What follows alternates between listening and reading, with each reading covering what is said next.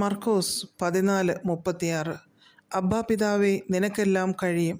ഈ പാനപാത്രം എങ്കിൽ നിന്ന് നീക്കണമേ, എങ്കിലും ഞാൻ ഇച്ഛിക്കുന്നതല്ല, നീ ഇച്ഛിക്കുന്നതത്രേ ആകട്ടെ എന്ന് പറഞ്ഞു.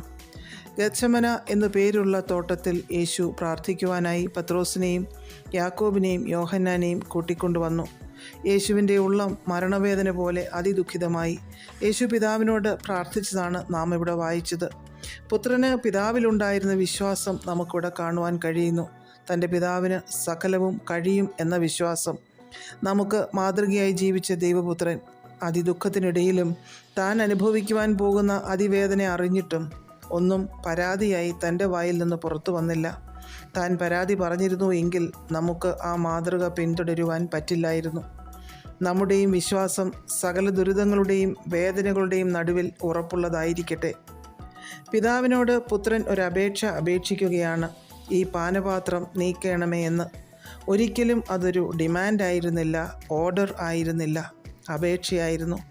നമുക്കും കർത്താവിനോട് അപേക്ഷിക്കാം. അതിലൂടെ നമ്മുടെ താഴ്മ വെളിപ്പെട്ടു വരുവാൻ കാരണമായി തീരും. താഴ്മയുടെ മാതൃകയായ കർത്താവിൻ്റെ മാതൃക നമ്മുടെ ജീവിതത്തെ നയിക്കട്ടെ. അവസാനമായി പിതാവിനോട് പുത്രൻ പറഞ്ഞത്, എൻ്റെ ഇഷ്ടമല്ല അങ്ങയുടെ ഇഷ്ടം നടക്കട്ടെ എന്നാണ്. പിതാവിൻ്റെ ഇഷ്ടത്തിന് മുൻപിൽ തൻ്റെ ഇഷ്ടങ്ങളെയെല്ലാം സമർപ്പിച്ചവൻ, തൻ്റെ ഇഷ്ടത്തിനൊരൽപ്പം പോലും പ്രാധാന്യം നൽകാതെ പൂർണ്ണഹിതം ദൈവത്തിൻ്റേത് നടക്കുവാനായി പ്രാർത്ഥിച്ച പുത്രൻ. നമ്മുടെ ജീവിതത്തിൽ സമർപ്പണത്തിൻ്റെ മാതൃകയായി യേശു കർത്താവ് മുൻപിൽ നിൽക്കുന്നു. തൻ്റെ പിതാവിനോട് ചോദിച്ചിരുന്നുവെങ്കിൽ പിതാവ് വിടുവിക്കുമായിരുന്നു. എന്നാൽ ദൈവീക പദ്ധതിയുടെ പൂർത്തീകരണത്തിനായി സ്വയം ഏൽപ്പിച്ചു കൊടുത്തു. സമർപ്പണമുള്ള ജീവിതം. ദുഃഖത്തിൻ്റെയും കണ്ണുനീരിൻ്റെയും ഹൃദയവേദനയുടെയും ഒക്കെ നടുവിൽ നമുക്കിതുപോലെ വിശ്വസിക്കുവാനും പ്രാർത്ഥിക്കുവാനും സമർപ്പിക്കുവാനും സാധിക്കുമോ? യോഹന്നാൻ 5:30 ഞാൻ എൻ്റെ ഇഷ്ടമല്ല, എന്നെ അയച്ചവൻ്റെ ഇഷ്ടമത്രേ ചെയ്യുവാൻ ഇച്ഛിക്കുന്നു എന്ന് നാം വായിക്കുന്നു. ഇപ്രകാരം നമ്മെയും ഒരു ദൈവീക പദ്ധതിയുമായിട്ടാണ് ഭൂമിയിലേക്ക് അയച്ചിരിക്കുന്നത്.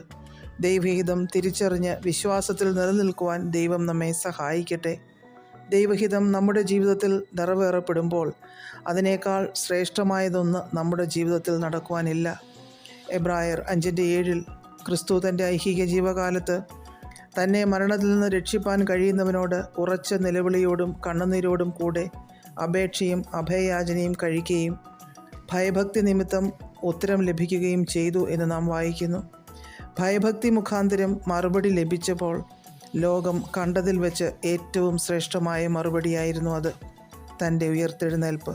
നമുക്കും വിശ്വാസത്തോടെ, ഭയഭക്തിയോടെ, സമർപ്പണത്തോടെ ദൈവസന്നിധിയിൽ ആയിരിക്കാം. ദൈവം വലിയവ ചെയ്യും.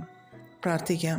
പ്രിയപിതാവേ, അങ്ങയുടെ പുത്രനെ പോലെ പ്രാർത്ഥിക്കുവാൻ ഞങ്ങളെയും പഠിപ്പിക്കണമേ.